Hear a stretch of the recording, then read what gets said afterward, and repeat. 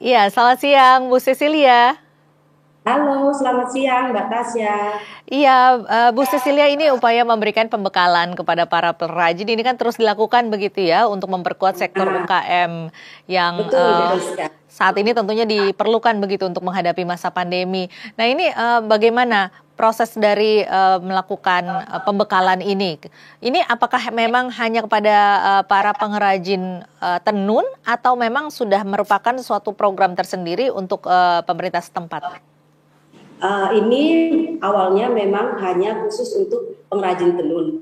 Memang ini baru salah satu program saya, tujuan saya ke penenun dulu. Nah, Hmm. jika ada memang ke depan, lihat progresnya ke depan memang bagus, pasti akan jadi salah satu program di sekolah-sekolah, ada pelajaran mungkin bulog ya, bulog tentang menenun, kita selipkan pewarnaan alam di dalamnya. Nah, ini pewarna alami. Ini kan memang seperti yang tadi kita saksikan bersama di tayangan kita tadi itu Betul, bahwa ya. menenun ini merupakan budaya begitu ya di sana dan Budaya, merupakan juga tradisi ya. sumber pemasukan bagi masyarakat sekitar. Ini apakah memang sebelumnya tidak dilakukan dengan melakukan pewarna bahan alami? Ya, dulu di zaman nenek moyang kita memang melakukan pewarnaan secara alami. Tetapi dengan perkembangan zaman, sekarang kan sudah banyak benang pabrikan dengan warna yang bahan kimia. Nah, di situ kan orang-orang merasa lebih mudah dan lebih gampang daripada harus melakukan pewarnaan alam. Tetapi saya coba membangkitkan kembali apa yang sudah hampir punah, kita hidupkan kembali sehingga apa yang diturunkan oleh nenek moyang itu tidak hangus, tidak punah gitu loh. Jadi mama-mama ini bisa kembali menenun dengan cara-cara tradisional. Apa saja sih Bu kelebihan dari dengan menggunakan pewarna alami ini? Yang pertama, perbedaan harga benang. Kalau kita beli benang yang biasa, harganya jauh lebih murah daripada benang pabrikan dengan warna pabrik. Kemudian yang kedua, nilai budayanya masih betul-betul kental.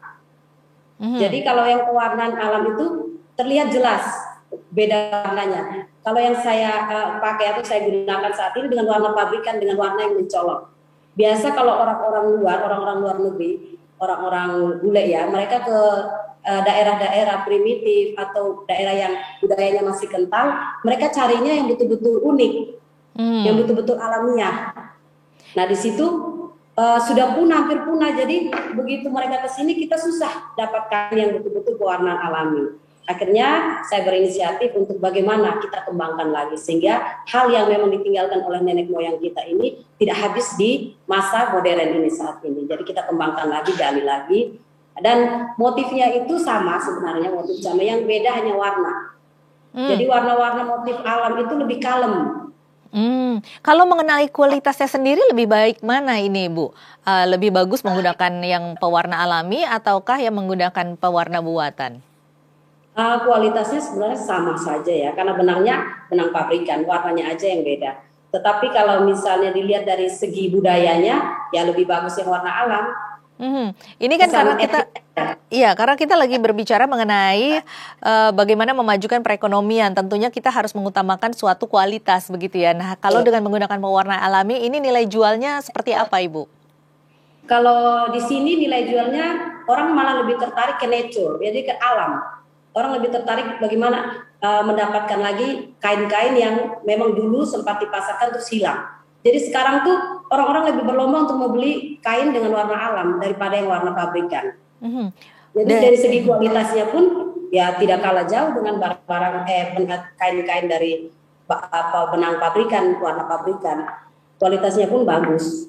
Pewarna alami ini bahan-bahannya dari mana saja?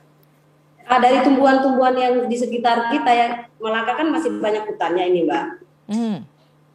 Jadi kalau warna hijau lebih gampang. Jadi kita ada beberapa tahap prosesnya. Jadi ada yang melalui fermentasi yang untuk menghasilkan warna biru.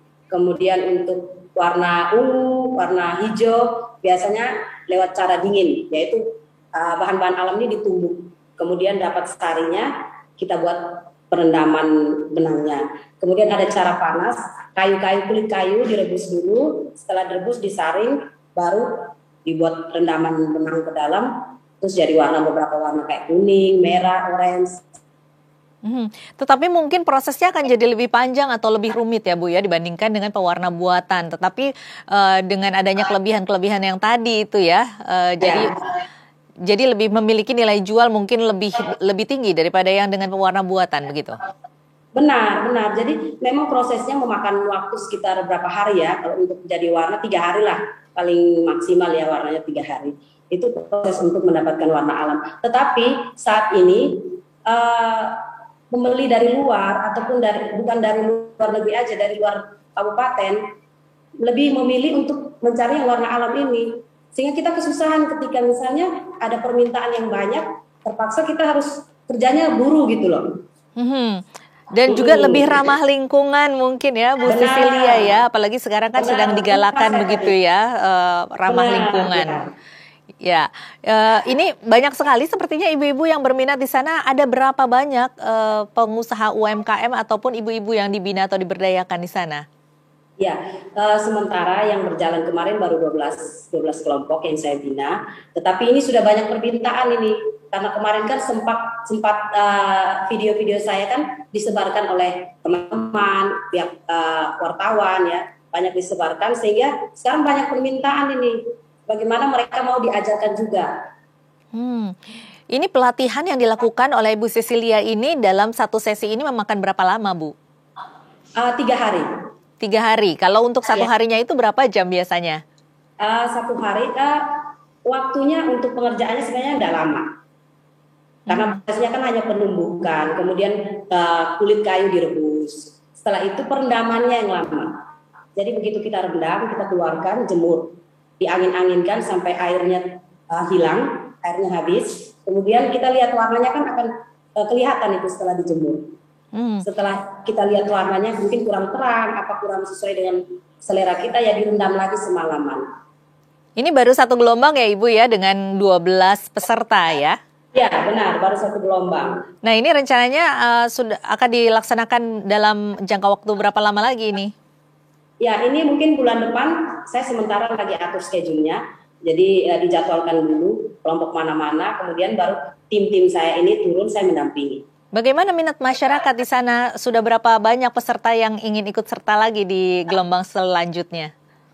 Luar biasa ini saya permintaannya, makanya saya sempat bilang ke ada asisten saya, tolong dicatat dong berapa yang sudah masuk, katanya sudah sekitar puluhan.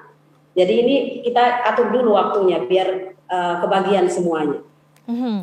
Ini memang dalam waktu 3 hari sudah selesai ya Bu ya? Sudah rampung semuanya pelatihannya? Sudah selesai. Nanti sudah selesai dijemur kering bisa langsung digunakan. Jadi kita bisa bagi-bagikan ke kelompok-kelompok untuk mereka mulai menenun. Baik, nanti iya nanti ini bisa menghasilkan berapa banyak dan biasanya dalam satu proses 3 hari ini satu pengusaha ini bisa menghasilkan berapa banyak nanti bisa dijelaskan Bu? Oh ya, gini, kita ukurannya perbal aja ya, perbal kain ya, perbal benang ya. Nah benang kita beli benang ini secara ekonominya ya, Mbak ya. Ya. Jadi benangnya kita beli satu bal itu kan 165.000 kalau di sini ya. Kemudian dari satu bal itu bisa menghasilkan sekitar 3 sampai 4 kain dengan full motif ya itu ya, full motif. Jadi motif semua full di kainnya itu dengan ukuran lebarnya 120, panjangnya 210.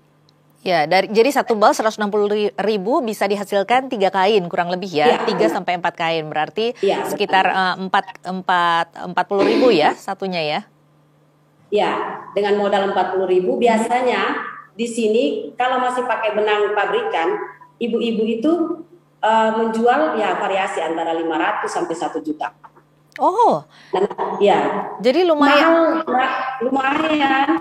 Jadi Luar kalau yang biasa pewarnaan sekali alam, sebenarnya. Jadi ini merupakan ya, potensi jika memang diberdayakan semakin banyak ibu-ibu yang di sana melakukan ataupun menjadi pengusaha UMKM tentunya akan bisa memberikan pemasukan yang sangat luar biasa ya bagi daerah ya. benar sekali Mbak, benar sekali. Jadi semakin banyak peminatnya, saya semakin senang karena dengan ini bisa menghidupkan kembali kegiatan ibu-ibu di rumah. Kan biasanya mereka daripada nongkrong nggak jelas atau habis masak mungkin nggak apa HP-an, lebih baik kan menenun, kan penghasilannya jelas.